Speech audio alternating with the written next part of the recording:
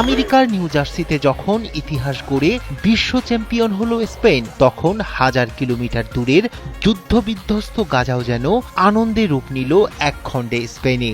যুদ্ধের ধ্বংসস্তূপের মাঝেও হঠাৎ উঠতে শুরু করলো স্পেনের লাল হলুদ পতাকা।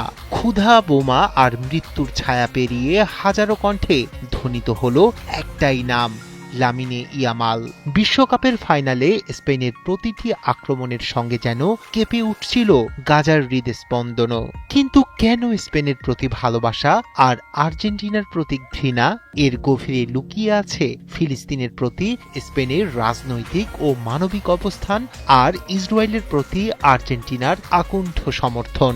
লোডশেডিং কিংবা ঘরের বাইরের তীব্র গরমে ওয়ালটন রিচার্জেবল ফ্যান থাকলে থাকবে শুধু বাতাস আর বাতাস। বিশ্বকাপের এই শিরোপা জয় তাই শুধু একটি ট্রফির গল্প নয়, এটি আবেগ, সংহতি এবং এক অনন্য বন্ধুত্বের গল্প। যুদ্ধের ধ্বংসস্তূপ, ক্ষুধা আর মৃত্যুর মিছিলের মাঝেও আজ গাজায় যেন বইছে অন্যরকম এক আবেগের বাতাস। আর্জেন্টিনাকে 1-0 গোলে হারিয়ে দুটি ভিন্ন মেয়াদে টানা ইউরো ও ফিফা বিশ্বকাপ জয়ের বিরল ইতিহাস গড়েছে স্পেন। তবে এই জয়ের সবচেয়ে আবেগঘন প্রতিক্রিয়া দেখা গেছে যুদ্ধবিধ্বস্ত গাজা উপত্যকায়। বিশ্বকাপ ফাইনালের আগেই গাজার প্যালেস্টাইন স্পোর্টস ক্লাবে আয়োজন করা হয় একটি প্রতীকী 6A সাইড ম্যাচ।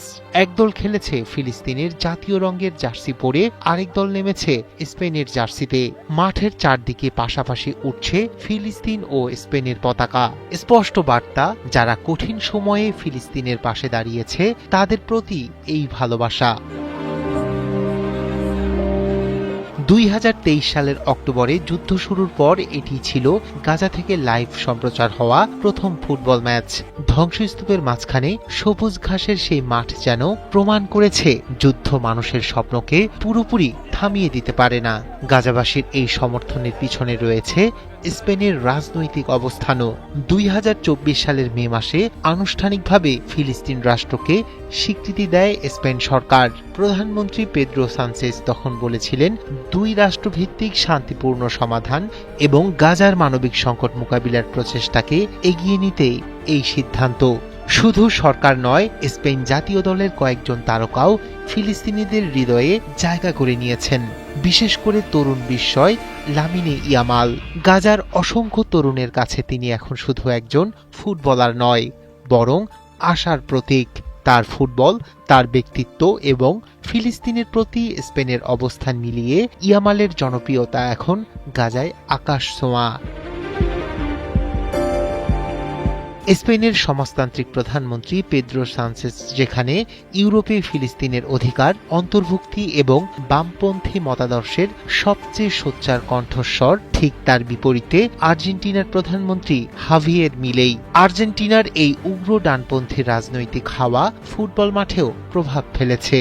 আধুনিক ফুটবলের মহানায়ক লিওনেল মেসি নিজেকে সম্পূর্ণ অরাজনৈতিক দাবি করলেও ডোনাল্ড ট্রাম্পের সঙ্গে ফ্রেমবন্দি হতেও তার কোনো দ্বিধা নেই। বিপরীতে স্পেনের 19 বছর বয়সী তরুণ তারকা লামিনে ইয়ামাল বার্সেলোনার বিজয় প্যারেডে ফিলিস্তিনের পতাকা উড়িয়ে স্পষ্ট করেছিলেন নিজের রাজনৈতিক অবস্থান। অন্যদিকে ফাইনালের আগে আর্জেন্টিনার প্রতি প্রকাশ্যে সমর্থন জানান ইসরায়েলের প্রধানমন্ত্রী বেনিয়ামিন নেতানিয়াহু। ফলে বিশ্বকাপের এই ফাইনাল মাঠের লড়াইয়ের গণ্ডি ছাড়িয়ে কূটনীতি, রাজনৈতিক অবস্থান এবং মানুষের আবেগেরও প্রতীক হয়ে ওঠে। আর স্পেনের বিশ্বকাপ জয় তাই গাজার মানুষের কাছে শুধু একটি ট্রফি জয়ের গল্প নয়, এটি এমন একটি দেশের প্রতি ভালোবাসার প্রকাশ যারা তাদের পাশে দাঁড়ানোর বার্তা দিয়েছে। তাই বিশ্ব চ্যাম্পিয়ন হওয়ার শেষ বাঁশি বাজতেই যুদ্ধবিধ্বস্ত গাজার বহু মানুষের কণ্ঠে ধ্বনিত হয়েছে একই উচ্ছ্বাস, ভিভা স্প্যানিয়া।